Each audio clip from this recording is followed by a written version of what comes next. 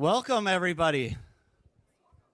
Good morning. I'm going to make sure I stand out of the light of the camera lights.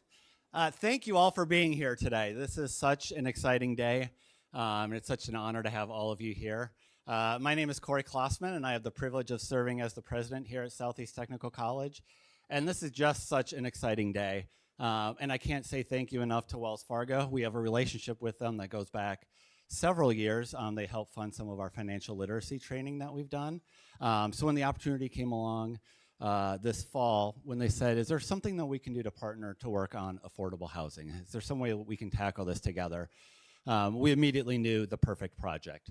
So we have a lot of wonderful programs here on campus, a lot of great programs within our trades area. Our construction management program has a great partnership with Habitat for Humanity here in town. They are able to go around the community and help build houses, which is great for the community. It also means that they are working outside in conditions like we are seeing this week. When it's cold, when it's snowy, when it's rainy, they are out there, which is great for the community. Not always the best learning experience all the time. So be able to have a dedicated building where students here on campus can go continue to build houses with Habitat, continue that relationship, work with some of our other trades programs as well, like electrician and plumbing and HVAC, and be able to build those houses for Habitat without having to go into the elements and work in the community is just such a huge benefit. We're thankful to Habitat for that continued relationship, and we're incredibly grateful to Wells Fargo as well for being a partner in this work. So with that, I would like to introduce Jason Rosenberg, who's the head of public affairs for Wells Fargo. You got it. Thank you. Good morning. You know, I've got a great job. I get to lead public affairs for Wells Fargo, but there's a few times where we really get to make an impact. And as I look back on this year, there are two that stand out. The first was in Mobridge, South Dakota. About 6 months ago, we stood with Senate Majority Leader Thune, or as he said, when I'm in South Dakota, I'm John. And we invested $1 million in rural and native small businesses. To be able to do what we're doing today with the governor, with the congressman, with the mayor, and most importantly with Mike Rowe, who always comes last in these moments. This is an investment in South Dakota that we are thrilled to be doing. We are chartered in South Dakota. We have 1,500 employees in South Dakota. When South Dakota does well, Wells Fargo does well. I could not be more proud to represent our employees at our 30 branches, our operation centers, our people that have been working in this state since the 1880s, showing the commitment to grow small businesses, housing, and workforce development. This is a fantastic opportunity for the college under Corey's leadership. And with all of you, we are going to see the growth of this great, not just city, but this great state. People coming in needed trades, building homes, offices, and the constructions that needed for the growth for South Dakota to continue. I'm thrilled to be a part of it. This is not a donation. This is an investment that we are making as a leader in South Dakota. And I want to thank all of you for being here. It's going to be a fantastic panel today. But just want to say thank you all. We're thrilled to be here.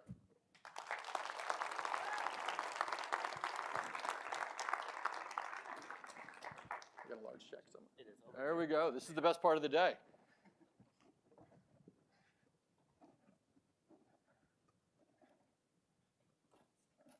Let's get it right side up here.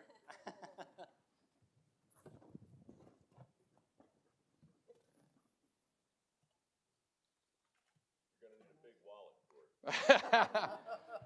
I got a bank that can handle that for you. Take it to the ATM.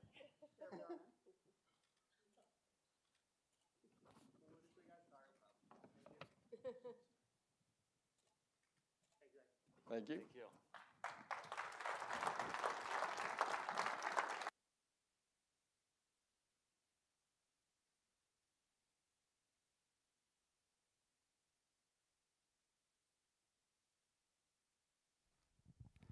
Thank you very much, Jason. With that, please join me in welcoming the governor for the great state of South Dakota, Larry Roden.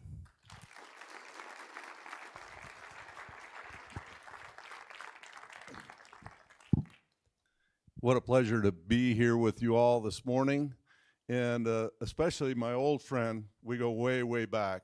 Mike Rowe, thank you for being here. Thank you for being such an advocate for tech colleges across the United States, but especially in South Dakota, and your work you've done here. We really appreciate that, so thank you for being here. Also, I oftentimes forget the most important person in my life, my wife, Sandy, First Lady of South Dakota. Sandy, if you would welcome her being with us.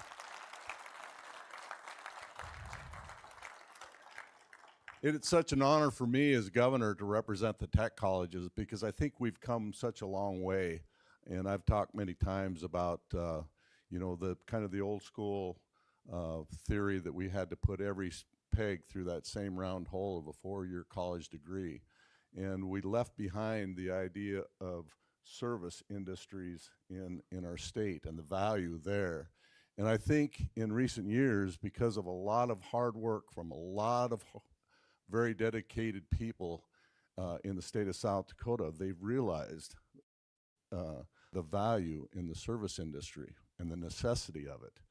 And especially for me, coming from a ranch in western South Dakota, and in my adulthood, learning that I needed to supplement that income, and having a father that was pretty handy with a welder, it was a revelation to me. And so thank you all in this room for your dedication to the technical institutes in our state, and I'm just proud as can be of the job they've done. Thank you to Wells Fargo for the investment that you've made in South Dakota. You know, I just finished my budget address last Tuesday and talked about my support for technical education. We invested $6 million right here in Southeast Tech for the new Center of Advanced Manufacturing. I won't get into all the details about that facility, but it will increase student capacity by 130 students in several programs. The state will support 1/4 of that project, and the rest will come through a mix of federal, local, and private funds.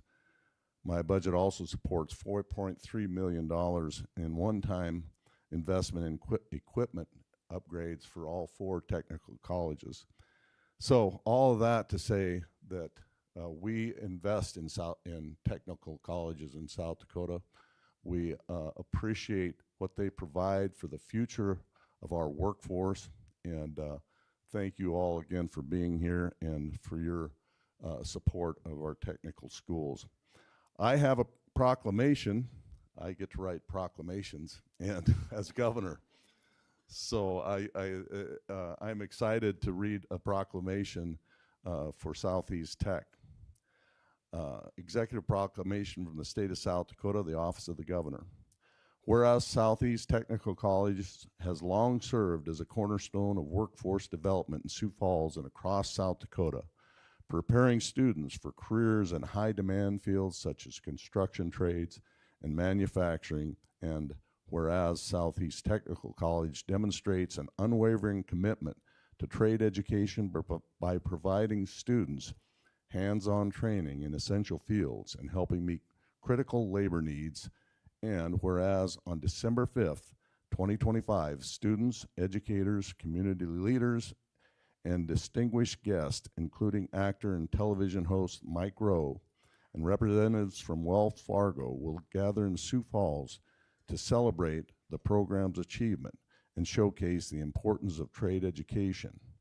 And whereas Wells Fargo has announced a donation of $2 million to Southeast Technical College for construction of a home building lab, which will enable a nearly 50% increase in enrollment and graduates over the next decade.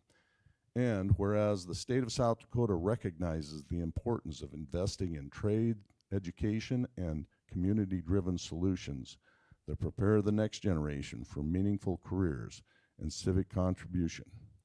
Now, therefore, I, Larry Roden, Governor of the state of South Dakota, do hereby proclaim December 5th, 2025 as Southeast Technical College Day in South Dakota. Thank you all. Congratulations. Thank you for your investment.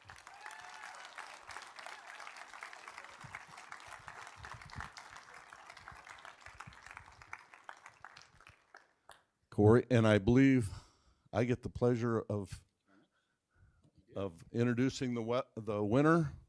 Let's see. I have the envelope. Drum roll, please. I was given the honor of getting to pick the winner, so really isn't much of a surprise to me. It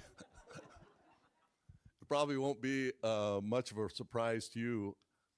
I'm sorry, had to go to welding, the welding class. So,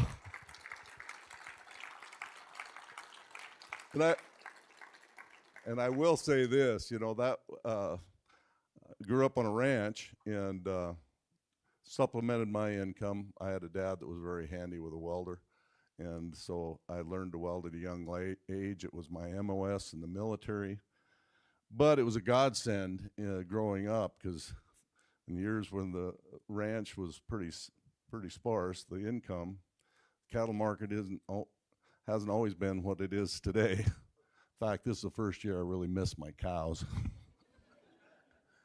But, you know, just you look at across our state, and we did the Open for Opportunity tours for months, and the number of businesses we visited, dozens and dozens of them, it was welding was, you know, a key component in that. So congratulations. Thank you all for allowing me to be here and say a few words. Thank you, Corey. Thank you. And if we actually have some prizes for our welding students, if they're here, if you don't mind coming on down, our welding students in here. Come on down. And Governor, if you don't mind, if you wouldn't mind taking a quick picture with the students.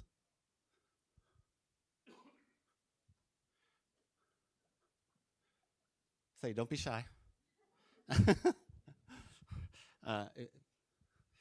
Well, we have sweatshirts for you as well, either if you want to choose one of them. And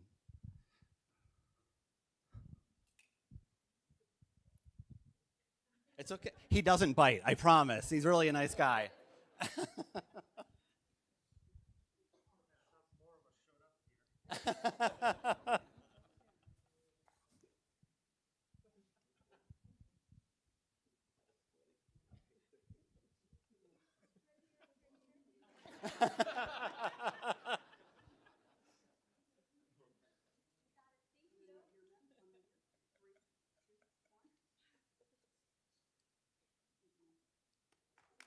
Congratulations again, guys. Thank you.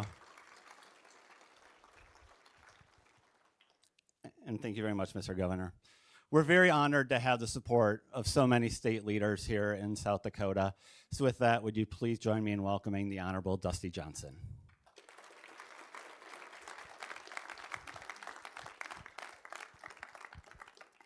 At some point, I'd been told I should introduce Paul. Are you introducing him or am I? You got him. Okay, sounds good. Well, my wife Jacqueline and I got married pretty early in life. Wasn't a ton of money, so the apartment we moved into cost us $215 a month, if you can believe that. This was not 1955, by the way.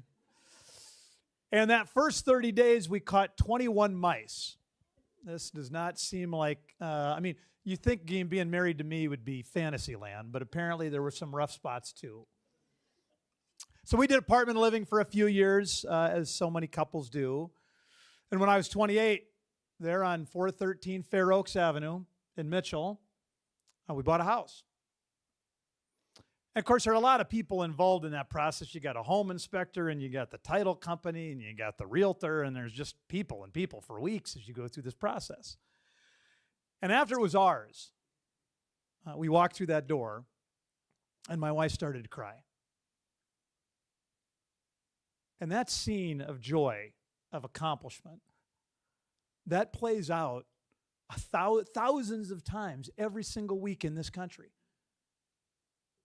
But very rarely does it occur to people, as a lot of office folks, and they're good folks and they're necessary, but the inspectors and the title company and the realtors, that somebody built that damn thing. For anybody else in that process to have been involved, somebody had to build that home. And so I've just got to say to Wells Fargo, this is really incredible. Because the students that are going to be participating in this journey for years to come, they are the dream makers. That was a dream come true for Jacqueline and Dusty Johnson. And it wasn't the title company that made that dream come true.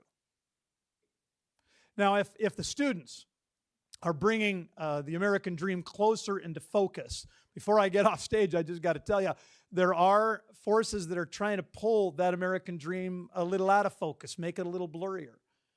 It's harder and harder and harder to build things in this country. The same road project that you can get permitted in 6 months in Germany, you can't get done in 6 years in America. The same energy project that you can get cited, permitted in Canada or in Australia in 2 years, you can't get done in 7 years in this country. There are too many people making it too hard to build things.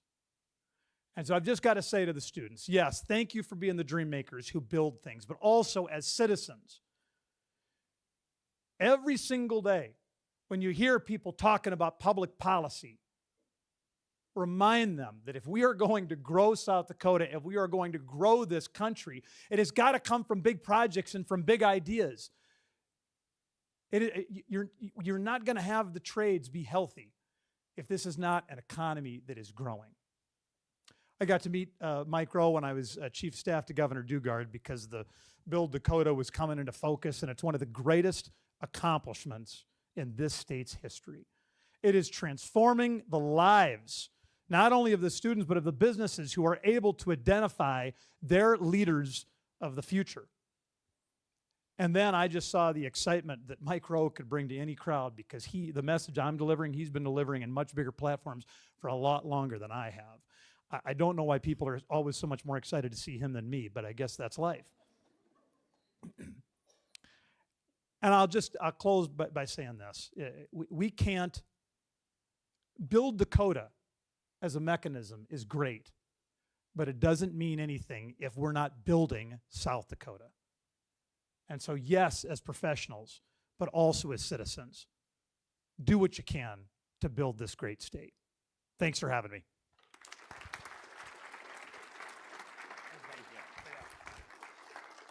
Thank you very much, Congressman. And finally, I mentioned all the great community leaders and support that we have. That includes our mayor right here in Sioux Falls. Please join me in welcoming Mr. Paul Tenhinken.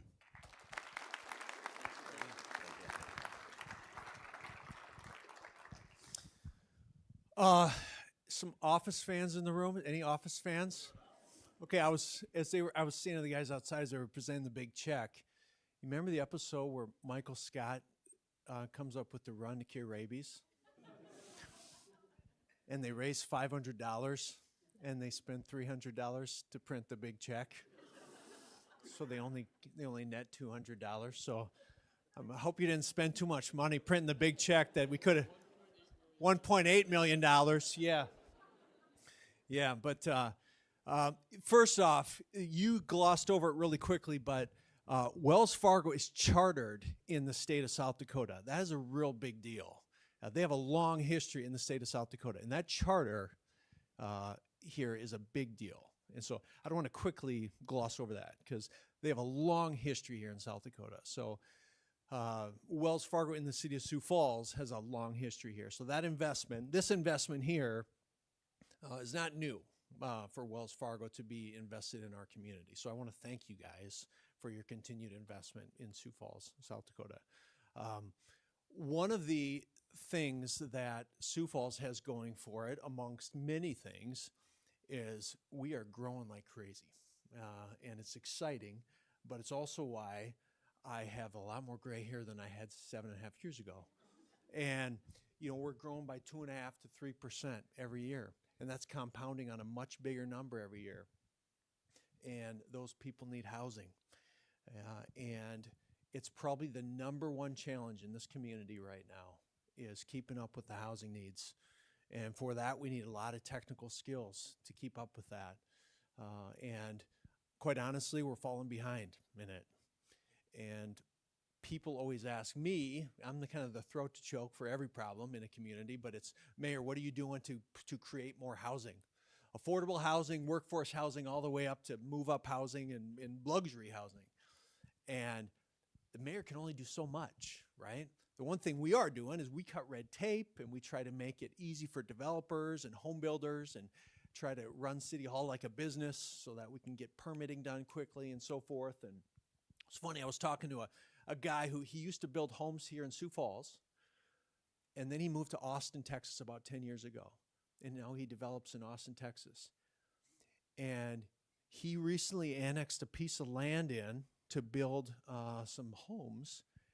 And it took him a year and a half to get that rezoned, year and a half, so that he could build these homes. And now that rezone is so valuable that he has the chance to flip that and sell it to another developer and just make money, because he went through all the hassle to work with the city and the city council and all the red tape, because that rezone is worth so much money now. And we rezone stuff like on a Tuesday night, like no problem, you know. And so we cut through all the red tape. What we can't do is crank out the workforce. That's not the city's role, really. We rely on Southeast in places like this. The other thing we rely on is public-private partnerships, right? One of the greatest things about this state, thanks to Governor Roden, Governor Noem, Governor Dugard, legislators, we have a low-tax economy. We're a low-tax state. It's great. The downside of that is we don't have millions and millions of bucks we can just pump into Southeast to keep up with all the needs. We rely on the Wells Fargos of the world to put money into our economy, right? And so we would not be able to do this without partners like this. So on behalf of the city, thank you guys for helping keep our economy humming, for helping contribute to our workforce through a program like this. And to Mike, Tuesday night, brother, I got a council meeting. And if you want to see a dirty job, you come with me. Too filthy. Some jobs are too filthy, he says. Yes.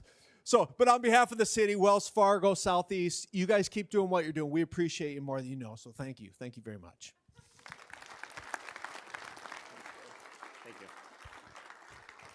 All right, thank you very much. And with that, I would like to ask Jason to come up and introduce our panel.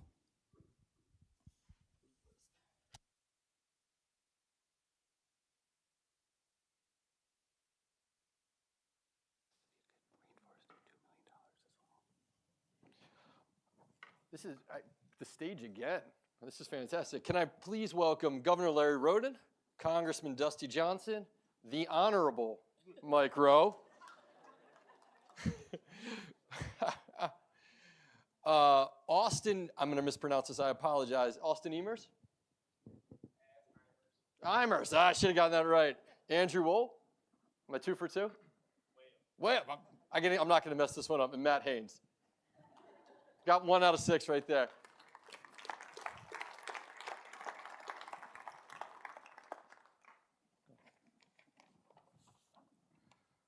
Let's start with the governor here. You're a welder. What advice do you have for all these students up here right now as they're going through their journey in technical college and obviously going to be staying in South Dakota and helping continue to build South Dakota? What advice do you have for them as they continue their journey here at Southeastern Technical College and help South Dakota continue to grow? Well, I think There we go. I think from my experience growing up on a ranch and then supplementing my income with welding, it occurred to me, I've said it many times, I'd find myself feeling guilty if I had stuff to do on the ranch and orders to fill in the welding shop. If I felt like I was cheating if I went to the shop and did that, because it felt like I was doing it for entertainment rather than work. And so it occurred to me for the young people, and I think there's an expression, you find what you do, what you love to do, and do that for a living, and you'll never work a day in your life. And so I think that's probably the best advice I can give young people when you're trying to decide on a career and the proper form of education to follow that dream, whether it's a 4-year degree or a 2-year degree in a technical college. Find what you love to do and follow that. Thank you, Governor. Congressman, you talked a lot about public-private partnerships. Yeah, you spend your time between here in South Dakota and in Washington. What makes $2 million investment from Wells Fargo, working with state government, obviously elected officials from Washington, what makes a public-private partnership so important when it's focused on the trades? First off, I want to say a lot of good wisdom from the governor right there. Now, the only downside is that nobody really wants to go fight with AOC in DC every week, but somebody's got to do it. So there is a certain amount of duty that comes in a career periodically. But what really powers those careers are these public-private partnerships. I mean, Paul said it exactly right. There are some things that government shouldn't do or can't do or isn't well positioned to do. And when you've got Wells Fargo, who understands that an injection of capital like this is an investment, as you said, and not just a donation, that shows you that you've got a partner who gets it. They understand the kind of force multiplier that can come from putting capital there and making important things happen. And I would say this by way of closing, there have been so many good things that have happened in this state because we've had great philanthropists and great corporate philanthropists step up. When we talked earlier about Build Dakota, I mean, gang, that would not be a possibility without unbelievable generosity from corporate partners. That was not just a check state government wrote. And so to the extent that the state can continue to harness that, Jason, then we're going to be continuing to cook with grease. Mike? Being here with Mike is like being at Shea Stadium in 1966 with the Beatles, by the way. Just the following he gets. This is what it is. It's called managing expectations, okay? Let's manage them a bit. There's no better advocate, not in South Dakota, not in the United States, but in the world, for the value of technical schools like Southeastern Texas. Let's go with the universe. He's galactic. Why is this so important? What is the role that a Southeastern Technical College plays on the need going forward? Look, you have to understand how weird this is for me, right? I mean, 17 years ago, I started MicroWorks as an attempt to shine a light on a couple million good jobs that were open during the recession. It was a very strange time to be talking about the skills gap because the headlines every day were focused on the number of people who were out of work. But on dirty jobs, everywhere we went, even with 12 million people unemployed, we saw help wanted signs. And so I knew there was something going on in the country that wasn't getting a lot of press. I knew there were genuine opportunities waiting to be filled. And there was a skills gap, but there was also a will gap. And the enthusiasm for the opportunities that existed back in 2008 was really not so different than what we're dealing with today. You know, we've got, nearly 7 million open positions in this country. Most of them don't require a 4-year degree. They require the kind of training that you can get here at Southeast. That's just a fact. So over the years, as we saw shop class slowly start to reemerge, as we saw student debt go to $1.7 trillion, all of these things just made it clear that there was another narrative going on that deserved attention. So I went to Congress in, I guess it was 2010. I testified before both houses, and I talked about the need for some kind of national effort to reinvigorate the skilled trades. And I've been doing that ever since as best I can in front of whatever audience would have me. Yesterday morning, I was talking to Dana Perino on whatever that show is, America's Newsroom, I guess. And she said, Mike, you called it. You saw it. You know, and I said, well, I couldn't miss it. Like I had a front row seat 4 years to these jobs. I'm by no means an expert in any of it. But to answer your question, Jason, it matters to me now because really for the first time in my life and certainly in my career, I'm watching the headlines literally catch up to my smack, right? And it is beyond strange to hear your comments, Congressman, and yours, Governor, to see companies like Wells Fargo. I mean, I've been doing this for a while. I've worked with Ford and Caterpillar and Kimberly-Clark and a lot of big companies that have big uh, lots and lots of skilled labor under their umbrella. Now something new has happened.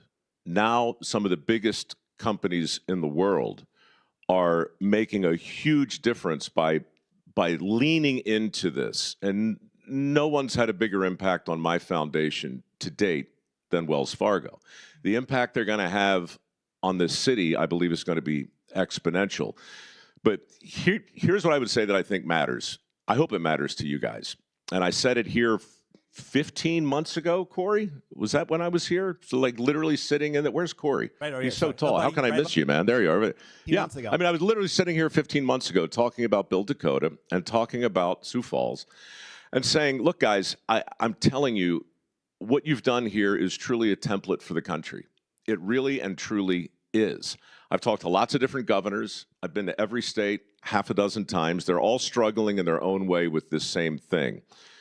But Build Dakota set a benchmark. Wells Fargo coming in 11 years later and doing this, that's another benchmark. And I promise you, Texas is watching, and Pennsylvania's watching. Dave McCormick is watching. Governor Abbott is paying attention because you guys have literally built the foundation for what the country needs to do in order to genuinely reinvigorate the trades. And I don't want to overstate it, but not a week goes by at MicroWorks when I don't hear from the leader of some important industry in our country. Most recently, the American maritime base, right? They called and said, Mike, we are having a hell of a time recruiting welders and electricians. These guys, by the way, are in charge of building our nuclear-powered submarines, right? 2 Columbia, 1 Virginia class a year to be delivered to the U.S. Navy. That's what these guys do. It's 16,000 individual companies working together to build our nuclear subs. Kind of a big deal. It's the pointy part of the spear. These subs need to be built. I said, well, how many are you looking to hire? Guy says 250,000. 250,000. Now, granted, that's over the next 7-8 years, but they need 100,000 yesterday. That's one industry. Jim Farley at Ford will tell you the same story. He's got 6,000 open bays this morning, right now, in Ford alone. He's going to build his own trade schools within his own company. AI, don't even get us started there, right? I talked to Larry Fink over at BlackRock. He's running $12 trillion in money, and his portfolio alone, he says he needs 500,000 electricians, like yesterday. So if there were an alarm bell here, I would ring it. And I would say that our country is coming up to speed with the fact that the math isn't adding up. 5 retire every year, 2 replace them. It's been that way for over a decade. 5 out, 2 in. Everybody is looking around to figure out what the secret sauce is. The secret sauce is in Sioux Falls. The secret sauce is schools like this, companies like yours, and concerned citizens making a persuasive case and shining a light on the individuals who are actually going to do the work. Sometimes it looks like a big goofy check with $2 million on it. Sometimes it looks like a couple sweatshirts. It's a gesture for the kids who are on the front line doing the work. It looks like a lot of different things to a lot of different people. But in the end, the skills gap is real. Closing it is hugely important on a local level, but on that other level, it's only a matter of national security, and that's why I care. Thanks, Mike. I actually want to talk to the people that this is really about today. Let's start with Austin. What inspires you to pursue a career in construction management?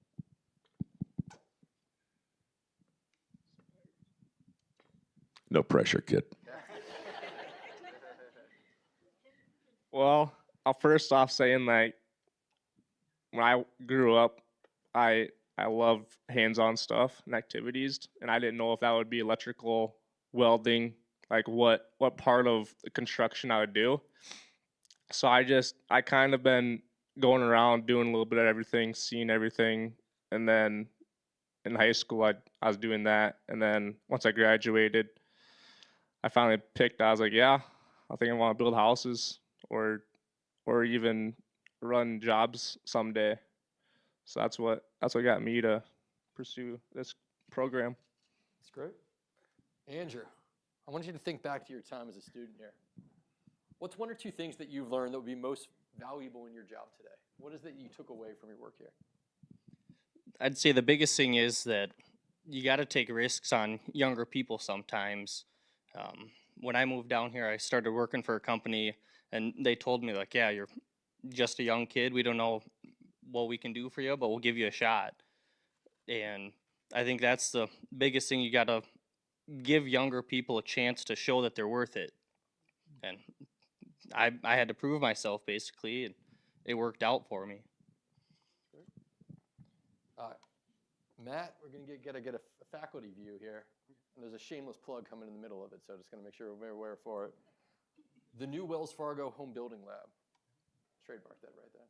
I like it. How's it going to impact? What's it going to mean for students? What is it going to mean when you've got the ability to have two houses in an internal environment, when you've got snow coming down in December and the negative wind chill is happening? From a faculty standpoint, how do you see it working? It's going to mean so much. So I'm very thankful for Wells Fargo and all that make it happen in this state. And it's going to mean we're going to be working inside and not out in negative 20-degree wind chills. And I don't have to scream I don't have a loud voice, as you guys can tell. I don't have to scream at the top of my lungs over 40-mile-per-hour winds and make sure all the risks are analyzed and, like no ladders are slipping on the ice. And it's going to mean a lot to the learning environment at Southeast Tech. So we got a little bit of time here, so I'm going to try and see if I can go quick. Governor, we keep hearing about the growth in South Dakota.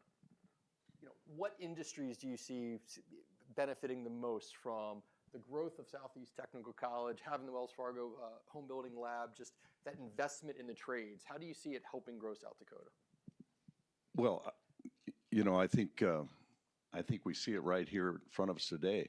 Workforce is the biggest problem facing all the states, and we have a leg up in South Dakota because the mayor talked about the growth in the population in Sioux Falls area, but that's in a lot of areas in the Black Hills area.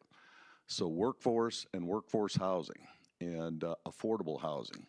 And so you've hit the nail on the head, Wells Fargo did, in a targeted investment in a state that's not afraid to be the leader and to stand out among states and be an example. So, it might sound like it's pandering, but I think it's absolutely true that is a key element for the future of South Dakota.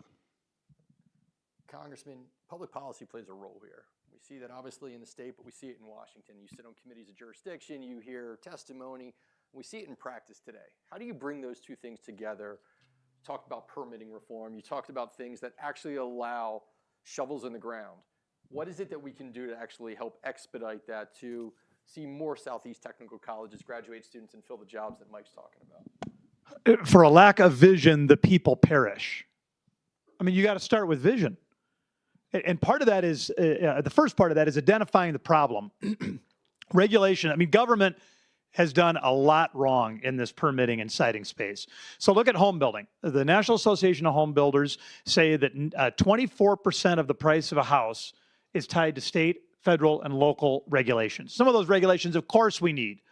But the price of the regulations is $94,000 on average for a new house. Do we think we're getting a good value out of that? Do we think we're getting $94,000 worth of value out of that? I don't think so. I think there's an opportunity for us to turn that dial from a public policy perspective. And it's not just home building. The average American family pays $16,000 more a year because of federal regulations. Again, some of that is necessary, but not all of it is. So in Congress, we have rolled back 24 major regulatory packages that were unnecessary that have come about in the last 4 years. That is not a magic wand. It's not a silver bullet. It's not going to stop inflation in its tracks overnight. But it is going to put downward pressure on it's going to give us an opportunity to reclaim that American dream from an affordability perspective. If your view of how to make things more affordable is to just write everybody a bigger check, I'm sorry, it's not going to work. it's just going to trigger hyperinflation. We need to dig deeper from a public policy perspective to figure out what is the right role of government and what is not. And I would tell you, we're doing way more of that in DC over the course of the last year than I think most people realize. We're almost time here. Let me give Mike the last word here, Mike. And I say this, Mike and I are from the same part of the country, which doesn't seem to get how to do this right. What makes South Dakota, and you talked about it, you said Texas is watching, you said Pennsylvania is watching. We're both from Baltimore, Maryland, which you got to say it correctly. And Baltimore. What is it that folks in, whether it's Baltimore or Texas or Pennsylvania, can learn from South Dakota? Well, as you were talking, I was thinking a year ago, next month, I was standing on the roof of my my office building. What, do you got a state to run, Governor, or something? Honestly, this is devastating. I hope somebody's recording this. Yeah, Mike started talking. The governor's like, I can't. I just can't. Yeah. Leave when I talk, Governor. Yeah, you blend right in, Governor. You're super subtle. Thanks, Sandy. Have a great trip. There's the governor, everybody.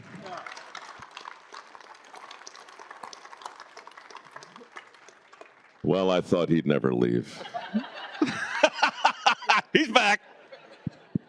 If people want, I can fill that seat. I'm just saying. Oh, no. Well, there's your soundbite. So a year ago, next month, I'm standing on the roof of MicroWorks World Headquarters in Santa Monica, California, in the Republic of Santa Monica, looking north, watching the Palisades burn. I'll never forget it. It was the most breathtaking natural conflagration / disaster I'd ever seen. Far from Baltimore, but that's where I live. And my partner, Mary, she's evacuating her house.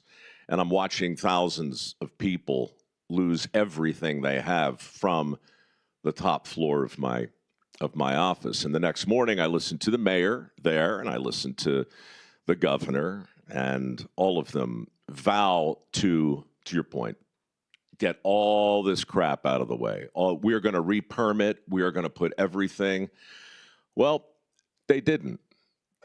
They looked us square in the face. To this day, less than 100 permits have been issued in the Palisades. There are 1,000 homes. Like 6 houses have started. They're marching through quicksand. The same things have happened in Baltimore, not as a result of natural disasters, but as the result of many decades of policies that have had a long list of unintended consequences that have created the very shortages that we're talking about in our home state. And you know what? The people are coming, I think, to the realization that something just is fundamentally broken, and they're looking in unexpected places for unexpected solutions. That's my answer to your question. That's what this is. This Sioux Falls, to me, and forgive me, I don't mean to reduce this place to a focus group or some kind of experiment. You're not that. In fact, the most important thing you can do is to get it right for Sioux Falls, because all politics, as you may have noticed, are local, right? But everybody's looking. Everybody is desperate for a template. And that's why this really, truly is a big deal, because Baltimore can learn an awful lot about what can happen if you emphasize one form of education, in this case a 4-year degree, at the expense of all the others. What will happen if you tell a whole generation of kids they're screwed if they don't get a 4-year degree? You know what will happen? They'll borrow whatever it takes to get that thing. And then they'll struggle for years to pay that debt off. And they'll have their degree, and they will be credentialed, but they will not be trained to do a thing that's in demand. That's the headline here. This school exists to train young men and women for skills that are in demand. And because the mayor is absolutely right with regard to the exponential speed that this place is growing, everybody's going to start looking. And because Wells Fargo is correct to bet on the place where they're chartered, but not just because of that, but because good things are afoot. We're writing a story right now that can be told locally, on a state level, and on a national level. People are going to read the story. They're going to take inspiration from it. And that's when we all come back here in a year or two and take a proper victory lap. So we're going to close by and turn it back to Corey, but I do want to say one thing. If you think the big check is important, or waiting for the big scissors to come and cut that ribbon in a year where we actually open this up, because the big scissors outdoes the big check every time. Please join me in thanking Mike Rowe, Congressman Dustin Johnson, Matt, Austin, and Andrew. Thank you. Thanks, Matt. Thanks. Good job. Awesome. Awesome. Thanks. Likewise. Congrats, dude. Thank you. Thank you very much, gentlemen. Appreciate it. Before we wrap up, there is one final thing that I want to say. We've talked a lot about the partnership between Southeast Tech and Wells Fargo and the investment of Wells Fargo and Southeast Tech. That only happens because of the great work that is happening here with our faculty and staff. And so I just want to say thank you for all of that great work that is happening that makes investments like this possible. I couldn't ask to be part of a better team. And so I want to thank all of you as well for everything that you're doing for the community of Sioux Falls and for the state of South Dakota. So thank you.